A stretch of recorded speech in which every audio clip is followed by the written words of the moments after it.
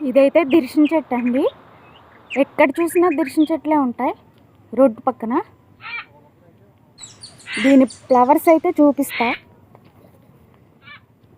ఇవేనండి దాని ఫ్లవర్స్. చెట్టు అయితే ఓవరాల్గా ఇలా ఉంటుంది.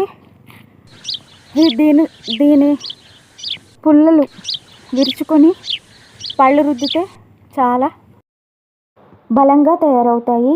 డెంటిస్ట్తో అవసరం లేకుండా పోతుంది.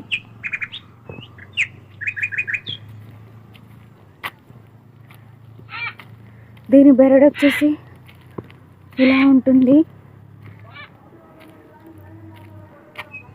ఎక్కడ చూసినా ఈ చెట్లే కనిపిస్తాయి. ప్రకృతిలో మనకు దేవుడిచ్చిన ఎన్నో రకాల ఔషధ గుణాలను మనమే గుర్తించలేకపోతున్నాం. ఎప్పుడైనా కనిపిస్తే దీనిని వాడుకోండి.